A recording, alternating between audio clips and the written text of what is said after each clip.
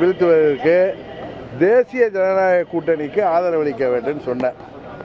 அதுதான் இப்பொழுது நடந்து வருகிறது. இன்னும் பல கட்சிகள் யாரெல்லாம் திமுகவுக்கு எதிராக இருக்கிறார்களோ, திமுக ஆட்சி தொடரக்கூடாது, மக்கள் விரோத ஆட்சி தொடரக்கூடாது என்று நினைக்கிறார்களோ அனைவரும் தேசிய ஜனநாயக கூட்டணிக்கு ஆதரவளிக்க வேண்டும் என்று சொன்னேன். அதுதான் நடந்திருக்கு. இதுக்கு அடுத்த கேள்வி என்ன கேட்கணுமோ கேள்வி.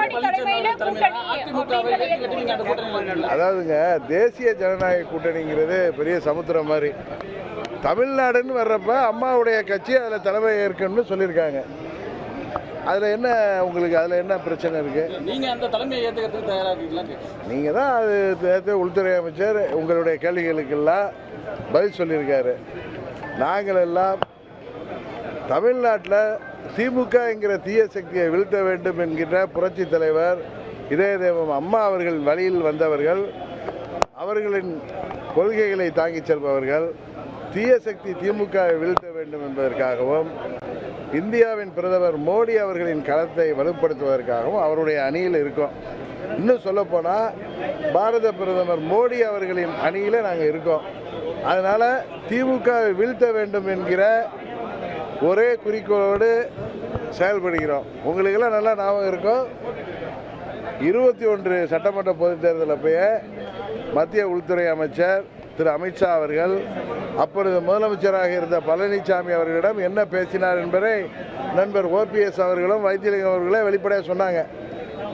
அதையெல்லாம் மனதில் வைத்துக்கொண்டு நீங்கள் புரிந்து கொள்ள வேண்டும், 26 திமுகவை வீழ்த்துவதற்கு அம்மா மக்கள் முன்னேற்ற கழகம் உறுதியாக இருக்கிறது.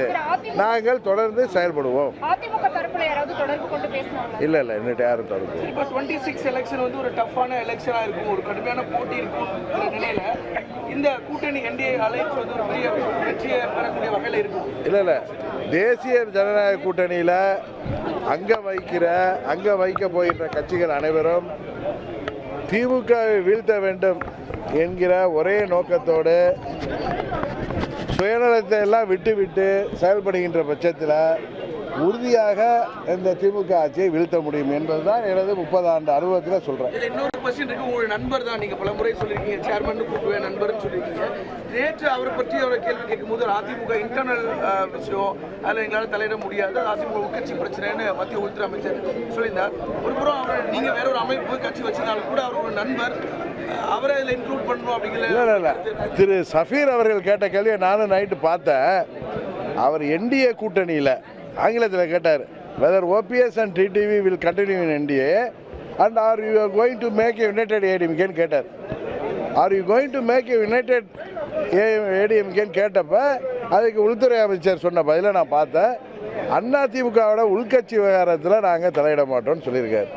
அதற்காக OPS அவர்களை கைவிட்டார், காலை விட்டார் அப்படின்னு நீங்கள் விவாதம் நடத்துவதெல்லாம் உங்களுடைய சொந்த விருப்பம் அல்லது ஆசைதானே தவிர திரு நண்பர் OPS அவர்களை என்றைக்கும் அவர் தனிமைப்படுத்தப்பட மாட்டார்.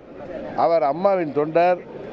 அம்மாவின் தொண்டர்கள் அனைவரும் ஓர் அணியில் இணைந்து திமுக வீழ்த்துவோம் என்று சொன்னேன். அதில் என்றைக்கும் திரு OPS அவர்கள் தனிமைப்படுத்தப்பட மாட்டார் என்ற உறுதியை மாத்திரம் நடந்து சொல்கிறேன். இன்னொன்று சொல்கிறேன், நாங்கள் எல்லாம் திரு மோடி அவர்களின் கருத்தை வலுப்படுத்துவதற்காக தேசிய ஜனநாயக கூட்டணியில் சென்றவர்கள். நாங்கள் என்றைக்கும் எங்கள் நிலைப்பாட்டில் இருந்து பின்வாங்க மாட்டோம் என்பதை இந்த நேரத்தில் மீண்டும் சொல்லிக்கொள்கிறேன். ஒருங்கிணைந்த அதிமுக அப்படிங்கிறதுக்கு வாய்ப்பு இல்லை. நான் ஏற்கனவே ஒருங்கிணைந்த அதிமுகங்கிறதுக்கு வாய்ப்பு கிடையாது. ஏன்னா ஒரு சிலருக்கு பரந்த மனம் இல்லை. அதனால் ஓர் அணியில் திரள வேண்டும் நான் பல முறை சொல்லிட்டு இருக்கேன். கிளிப்பில்லை மாதிரி சொல்லிட்டு வரேன். நீங்கள் எத்தனை முறை கேள்வி கேட்டாலும் இன்றைக்கு நான் உங்களுக்கு சொல்வது, திமுகவை வீழ்த்த, இந்தியாவுக்கு சிறப்பான ஆட்சி கொடுக்கின்ற மோடியின் கருத்தை வலுப்படுத்த நாங்கள் மோடியின் அவர்களுடன் இருக்கிறோம். நண்பர் பன்னீர்செல்வம். உடனுக்குடன் செய்திகளை தெரிந்து கொள்ள சன் நியூஸ் பெல் ஐகானை கிளிக் பண்ணுங்க.